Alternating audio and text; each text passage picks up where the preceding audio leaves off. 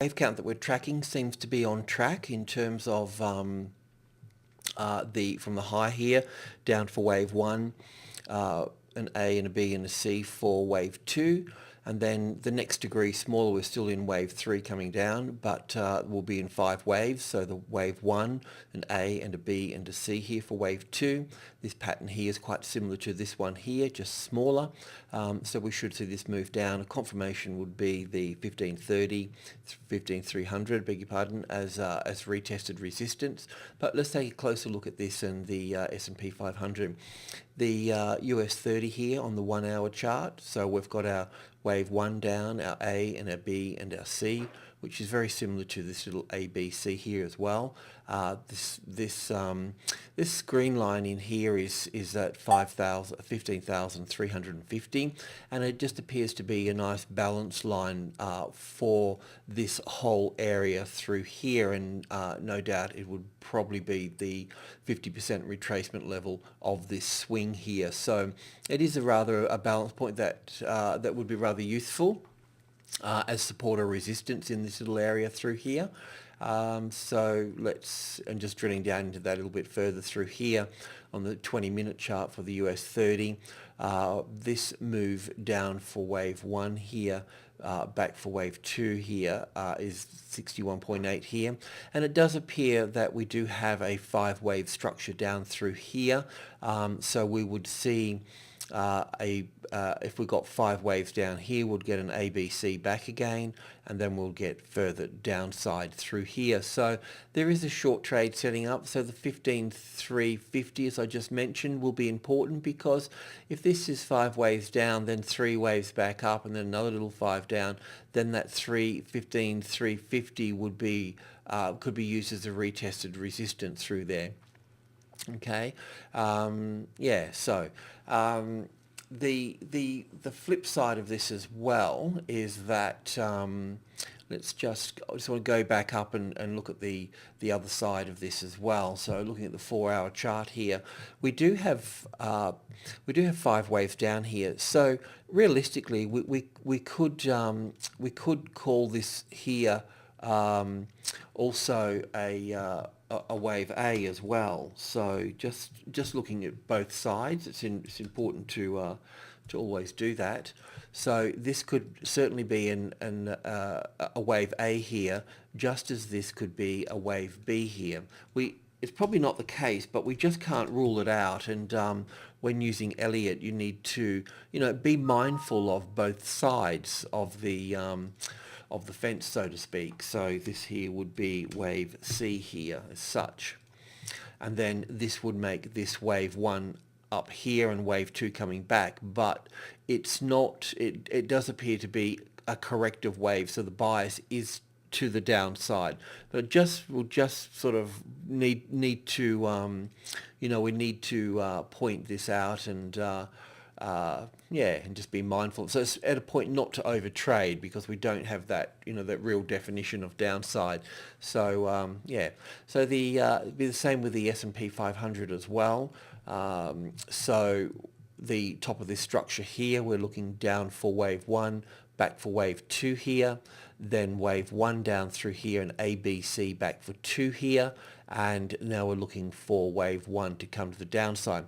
However, as you know, the sort of balance line that we're looking at through here is the 1650, a medium level. So we really want that as retested resistance here. So there are opportunities to build short trades in through here, and they would be basically a move down to the 1650, would see a bounce back up through there. And if that was in 3 waves, then you could look to short from that point if you haven't already shorted, and then also under the 1650 as well. This trend line here is best to leave that in there, because there'll be a bounce off this back to the 1650 maybe, and then further downside through here. But even a move down through here would see a retest of that trend line as well, and that would be a point to add at as well. So there's plenty of space to build a trade in here, and plenty of space for further downside as well, because if this is wave 1 here, wave 2, well then wave 3 is going to be longer than wave 1 here, and then we've also got wave 5 as well. So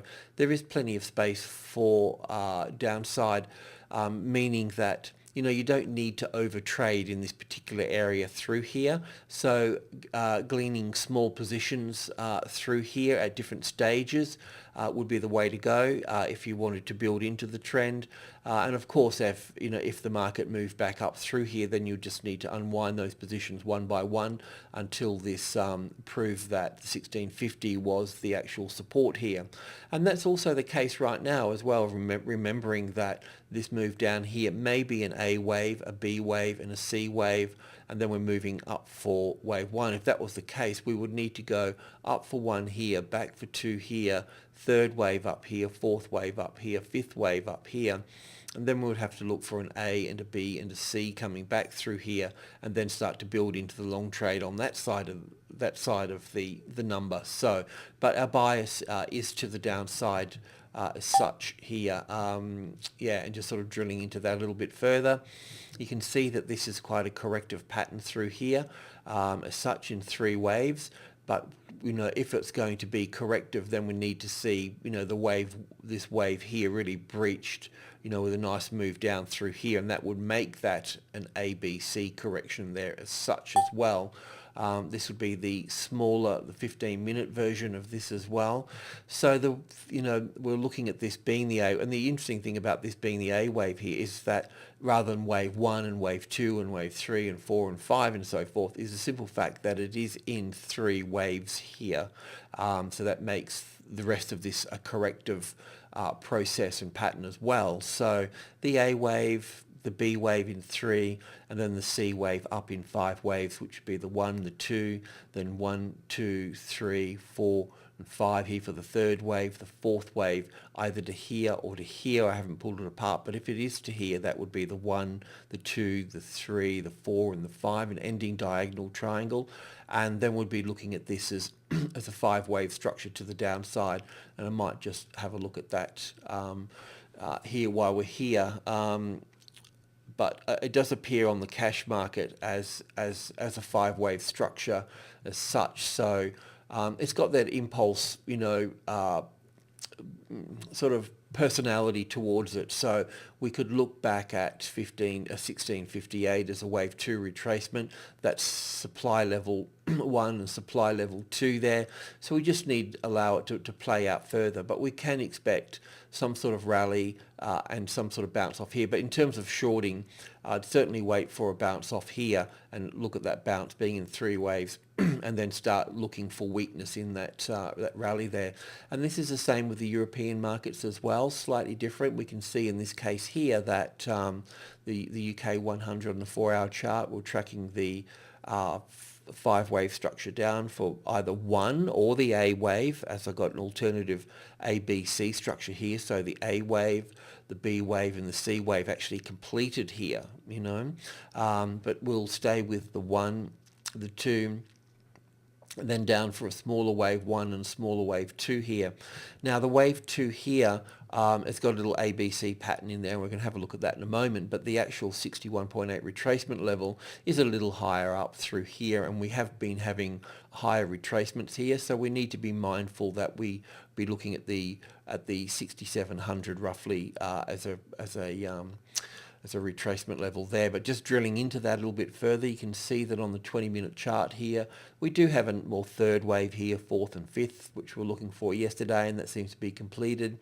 So this move up through here so far looks corrective and struggling, and we can call it in as an A and a B and a C, but I don't know if that's enough. If it finds support on the midpoint here in the next session, the 66.50, then, you're going to kind of bias or swing to the upside. And of course, the 72 here, if that found support, then you'd be long there. And, the 67 is, it's a whole number, but a little bit higher up around the 72 here, the 67, 72 would be the 61.8 retracement level, and also where supply would start to rock in as well there.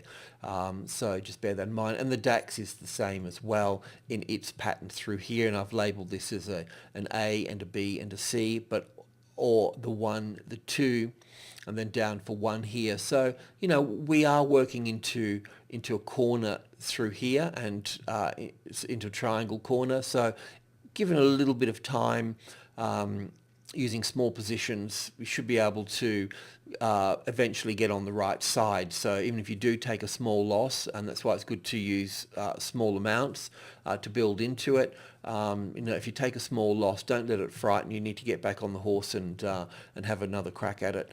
The Australian market has got a slightly different wave count, as you can see here on the 4-hour chart. But what we would like to point out here is that we may have 5 waves down completed here. Okay, so we're looking for our retest and we're looking for a new low, and that seems to have panned out quite nicely. So a 61.8 retracement level would be roughly around the 5100 here. So that's what we possibly could get. And I was also looking at just do a bit of a sidetrack here into this chart here, which is the CBA here, and this is it on a 30-minute chart, but that's its all-time high at the 74 odd dollars there, which I really see this as a balance line at 72. That's how I see it sort of panning out through here, but that's another story. But what I wanted to point out here, if you've got a keen eye, is that it does appear that we've got a 5-wave structure to the downside. So it does appear that we could have our low in here at this stage here, and we'll be pulling back up in 3 waves back up this way here.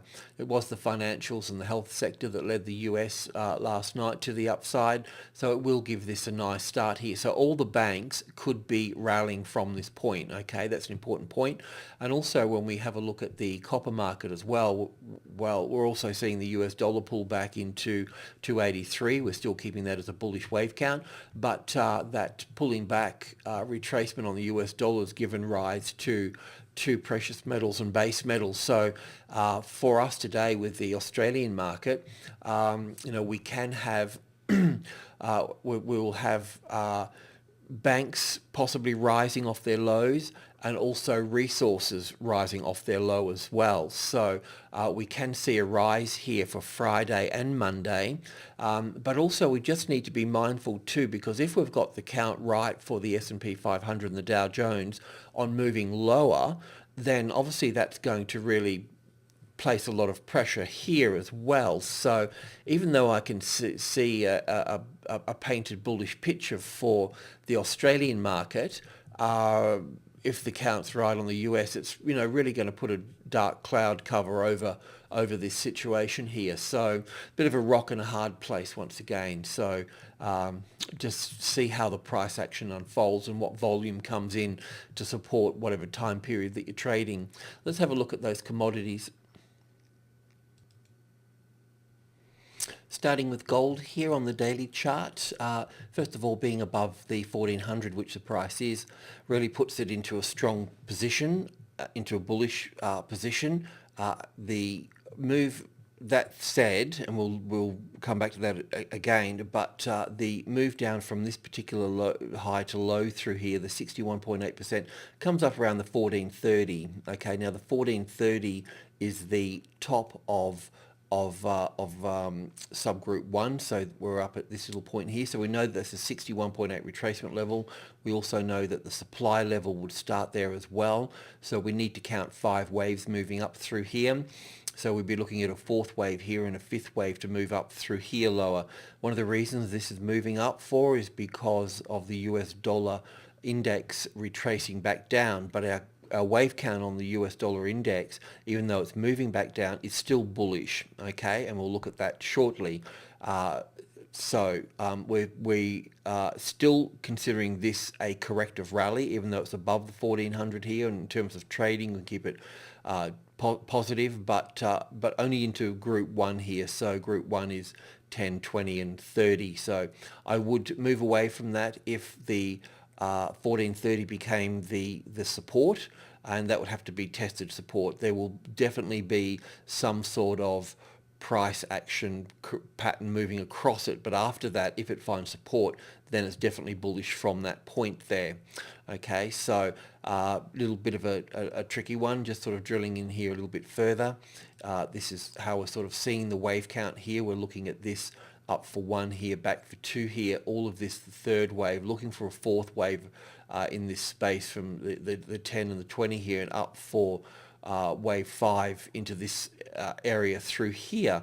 So the long trade was, as you know, we talked yesterday about the 1380 group 2 having support, but also the resistance here as well. So, going long off 390 is plausible. It's just a higher risk because you're facing the 14 here, but we can see that that's moved through there and come back and tested it, and it's fine.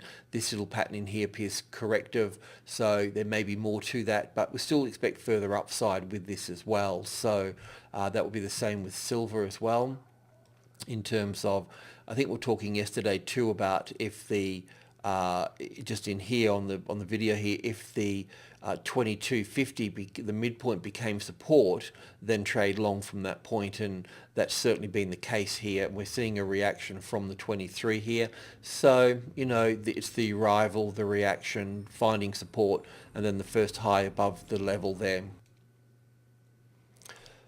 So support on top of the 2300 here that's the top of a group 1 as well, because it's got 3 in it. Okay, so if that was the case, then we'd be looking, support on the 23 would send us up to the 25, and if we were looking at this in terms of an ABC correction here, in terms of length, we'll be looking at this length through here, so we would be looking at that in that terms there. And also mentioned before that more so with this market, with the silver market here, we really got a nice impulse wave here, 5-wave structure, and an ABC structure here as well, and that's why I mentioned going long off the 2250 here as well, and that would take us to the 25 with medium level up here, but still as a wave 4 as a corrective pattern, because when we have a look at it in the bigger picture as well, this is a daily chart here, all a bit squashed up, but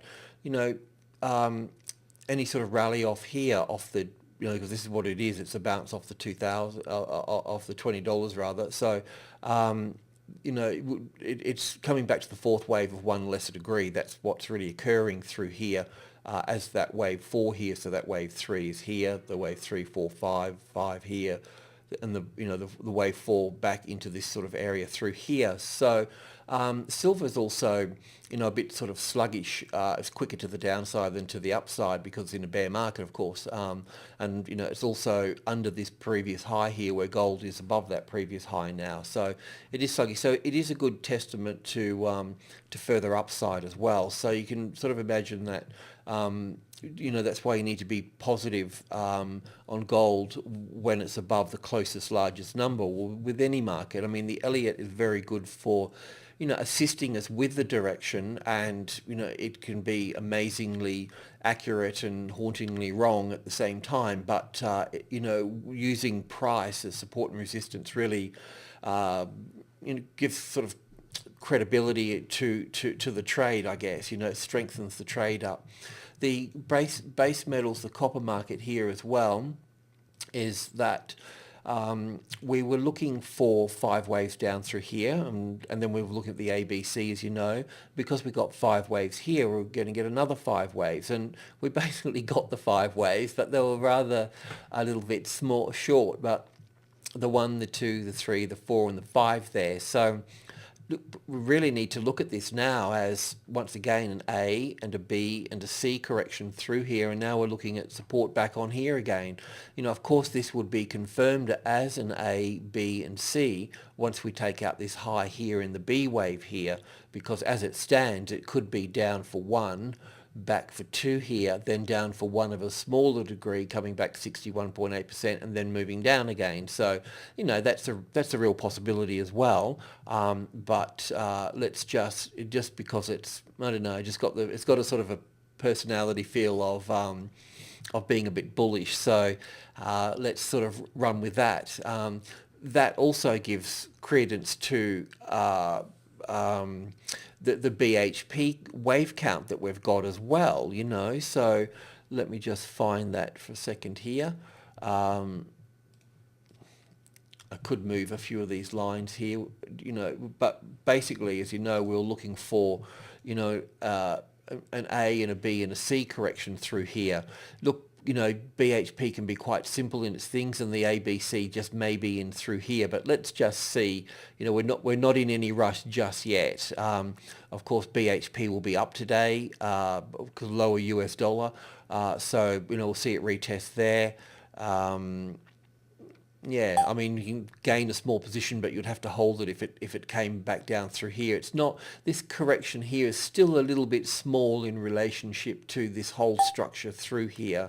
So, still not quite there just yet. But if you have been building in positions and you're still holding positions, then obviously continue to hold. But we would be looking for up for an A wave, back for a B, and up for a C. At minimum, in a more positive light, we'll be looking at wave one, wave two, and a strong move up. But either way, there'll be some sort of relationship between this structure in size and this one here. So we would be looking at 38 once we confirm 35 is the support for that area through there. Of course, that will also see. Let's have a look at BHP in the US. Okay, so we're starting, there's going to be support for US BHP here, and we were looking at this as an ABC yesterday as well, and expecting support to come in, and there it is, it's coming in. So, we can expect higher ground there as well. So basically we're looking at higher Australian banks finding their low yesterday and rising today, and the same with these guys here as well. Okay, so that's that and that's that. Let's have a look at FX.